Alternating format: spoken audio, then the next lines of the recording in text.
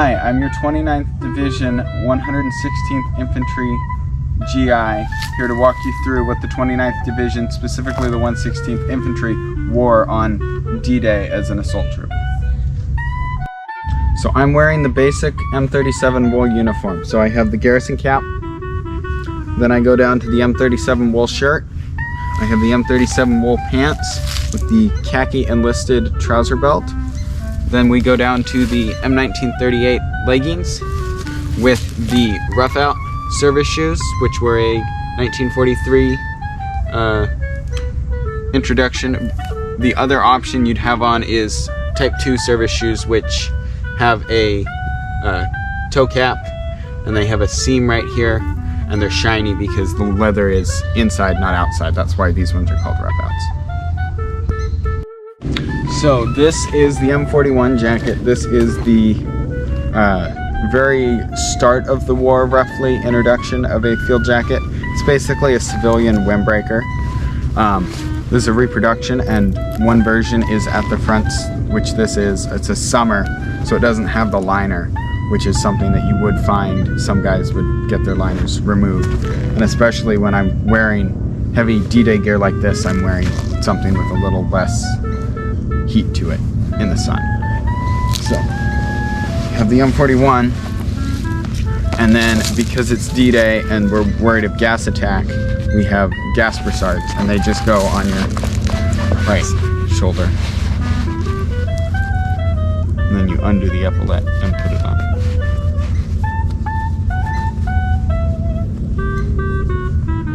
If a gas attack has happened, the gas brassard goes from this yellow color to more of a brown, and it alerts you that there's been a gas attack. So this is the assault vest. It's based off of a British prototype called the Battle Jerkin, which also was deployed on D-Day by the Commonwealth nations. This has 4 sets of hooks for M1910 series gear, as well as 2 chest pockets, 2 lower pockets with 2 small grenade pockets on them, a lower pocket and an upper pack, as well as a side spot for a bayonet and a spot for an entrenching tool. In these lower pockets, you'll have grenades. So there's one right there. Here's the better one. So this is a Mark II fragmentation grenade. It's got a spoon and a pin, and you pull this and let fly. It's got a 5-second fuse to it. In the next pocket over, we have the same as what's in this pocket, which is end block clips for the M1 Garand. So it's got 8 rounds in a clip, and I've got roughly 6 to 7 clips in each side, because you get issued on a normal belt that this is replacing 10, but then you also can carry up to 2 bandoliers, and that would give you another 6 to split. This is the M1942 first aid pouch. It's got the later cardboard first aid dressing in it.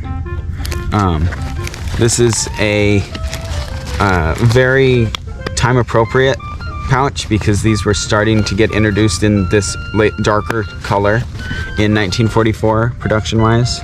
Some of this was made late 1943, and then a lot of it was made in 1944. So it's got 2 tones to it, as you can see. So this is an M1910 canteen cover. I have a stainless steel canteen in it, made in 1943, as well as a M1910 canteen cup, which has a folding handle.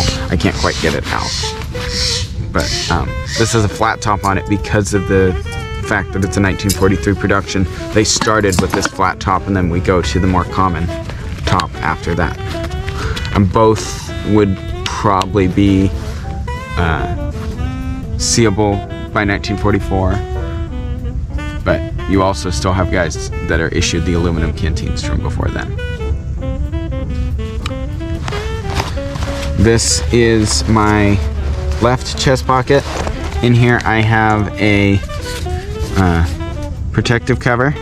This is a later than the date, but that's because they're all the same. It's just getting one of the correct date. which I have to still find. I have a French language guide, as well as a German language guide. I've got gum. I've got a waterproof match safe. I have a thing of charms. I have 3 fuel tablets, and I have a D-bar.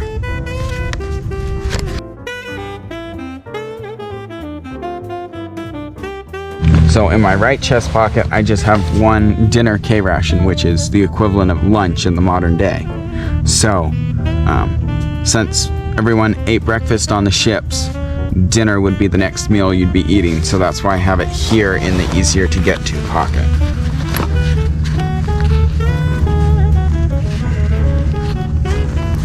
And then this is the main pack. In here, you can have between 2 and 3 K rations. I have 3 just because I could fit that many. I've got a thing I'm not supposed to have, which is a camera, but you'd have GIs have one occasionally, or other personal items. I basically have that as my little thing of personal items. I have 2 pairs of socks. I've got a little chocolate bar in there.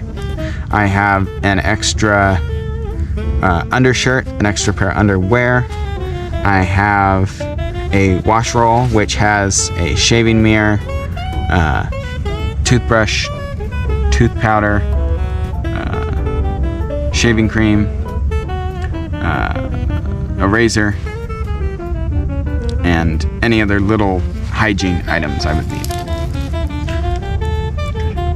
Then I have the M1943 entrenching tool, which was introduced in 1943. It's a folding shovel. So it replaced the M1910 shovel, which did not work quite as well. And it just folds out like this, and then you tighten this collet back up to fit it. And then I have a 10-inch M1 Garand bayonet. This is actually a 16-inch cut down that was done during the war, when they stopped making 16-inch bayonets and switched everyone to having 10-inch ones. In here I have my raincoat, which in certain TONEs that I have found, you'd have a raincoat, and a lot of guys would say pack your raincoat, and so I put it in this pouch because it's a lot easier of a spot to fit it than all the others.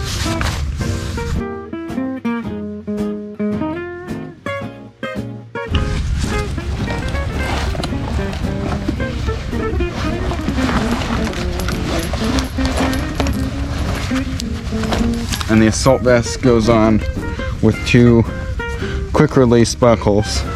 One at the top, the other one goes down here at the bottom. So this is an M1928 pattern life belt. It's a Navy issue item that's issued to all the GIs when they board a landing craft. So to put it on, it's got a buckle on one side and the hook on the other side. Take it, put it around. You want it to not interfere with anything else you already have on, including the entrenching tool, which is what it just got hooked on. You should have part of it folded in because that's your extra length depending on your size. And then it just goes roughly here, which is not where it's supposed to go, but on the assault vest this is where it has to go. So right here I have the assault gas mask bag that is an M7 assault gas mask bag, and then it holds the M5 assault gas mask, and then on the side I have tied the assault first aid pouch, which the main difference is it's got the same bandage that's down in this first aid pouch, but it also has morphine and a tourniquet, which are both very, very important in a assault scenario where there's a medic with so many people he has to be able to treat. So every assault troop was issued an assault first aid packet as well as their normal one. So it should sit roughly on your chest. I technically have it a little loose because it's supposed to be above these pockets. This is the rifle bandolier. They issued a version of this in World War I. They're all a 6 pocket. This is the way everyone was issued their ammo. So everyone's issued 2 bandoliers. Normally you have a 10 pocket cartridge belt, and so you'd fill that, have 2 left over, 1 for in the gun and 1 extra. that you just throw in your pocket or on your sling, and then you could then get more. Some guys would have up to 3 or 4 bandoliers worth of ammo on them on D-Day.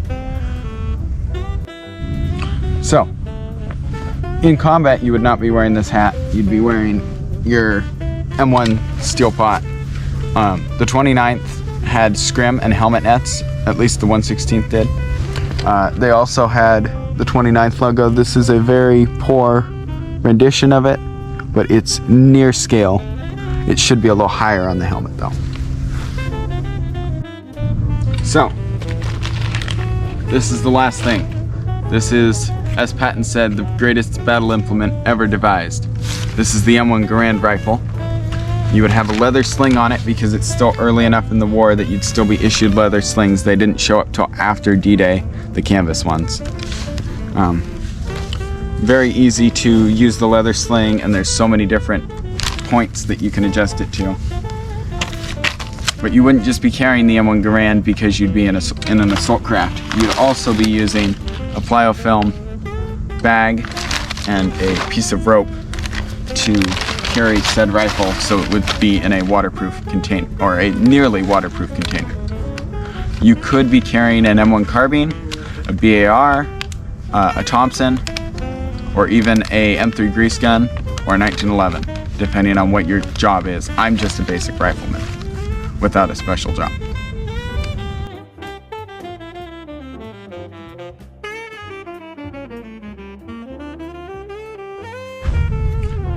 Thanks for watching, guys. This is your 29th Division, 116th Infantry Assault Troop, signing off.